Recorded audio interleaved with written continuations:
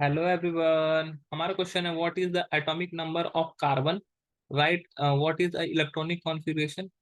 दूसरा है what type of chemical bond are formed by carbon and why. Name three allotrope form of carbon. देखो, तीन question पूछा गया है, तीनों आसान क्वेश्चन है। पहला क्वेश्चन है the atomic number of carbon. The atomic number of carbon is 6। The atomic number of carbon is 6। अब इलेक्ट्रॉनिक कॉन्फ़िगरेशन पूछा गया है, तो इलेक्ट्रॉनिक कॉन्फ़िगरेशन सेल वाइज और सब सेल वाइज अलग अलग है।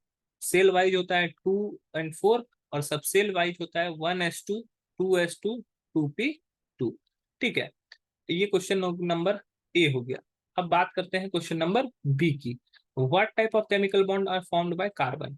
तो कोवलेंट बॉन्ड बनाया जाता है, covalent bond formed by carbon because it share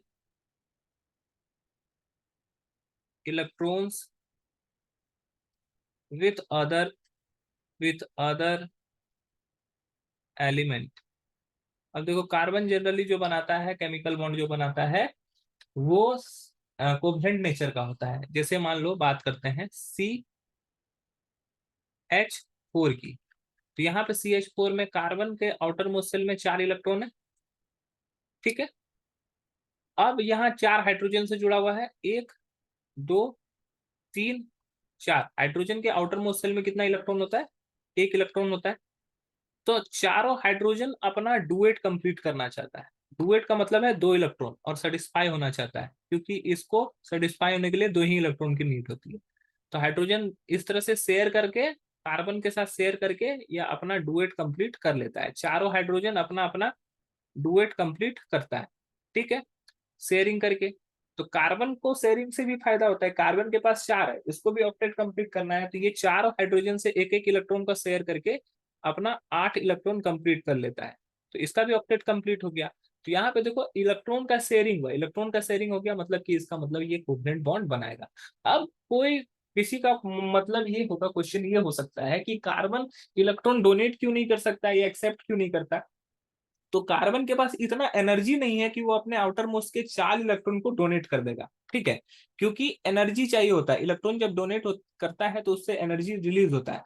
तो ये एनर्जी बहुत ज्यादा लगेगा इसको, इलेक्ट्रॉन को निकालने के लिए। तो उतना ज्यादा इलेक्ट्रॉन के पास, कार्बन के पास एनर्जी नहीं होता है कि वो 4 इलेक्ट्रॉन को डोनेट कर पाए। और दूसरा चीज है कि अगर डोनेट नहीं कर सकता है तो एक्सेप्ट कर ले। तो एक्सेप्ट भी नहीं कर सकता। एक्सेप्ट अगर करेगा तो उसके क्या पास होता है कि कार्बन के पास 6 प्रोटॉन भी है और 6 इलेक्ट्रॉन भी है। तो ये क्या करेगा, ऑक्टेट कंप्लीट करने के लिए अगर ये 4 इलेक्ट्रॉन को और एक्सेप्ट कर लेगा, तो इसके पास इलेक्ट्रॉन बहुत ज्यादा होगा, निगेटिव चार्ज बहुत ज्यादा आ जाएगा, पॉजिटिव चार्ज बहुत कम रहेगा। तो ये एक दूसरे को बैलेंस नहीं कर पाएगा, पॉजिटिव चार्ज निगेटिव चार्ज एक दूसरे को बैलेंस नहीं कर पाएगा, और ये एटम डिस्ट्रॉय हो जाएगा। तो ये एक्चुअली ऐसा होता नहीं है। तो इसीलिए ये क्या करता है, ना ही एक्सेप्ट कर पाता है ना ही डोनेट कर पाता है।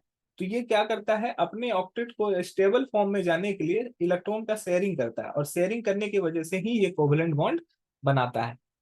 तो ये है हमारा बी का आंसर। और आखिरी क्वेश्चन जो दिया हुआ है, सी नंबर दिया हुआ है, और सी में पूछा गया है कि name the 3 allotrope form of carbon. Carbon के 3 एलोट्रॉप फॉर्म को लिखना है। तो पहला हो गया हमारा ग्रेफाइट, दूसरा हो गया हमारा डायमंड, तीसरा हो गया हमारा बकमिस्टर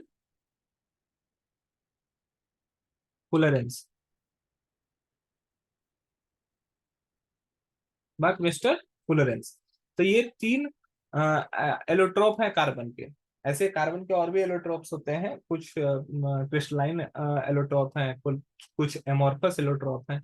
तो ये बेसिकली ये 3 कॉमन एलोट्रोप जो है, ये पाए जाते हैं, ग्रेफाइट, डायमंड और बकमिस्टर फुलरिन। आई होप ये क्वेश्चन आपको समझ में आया होगा। That's all, thank you.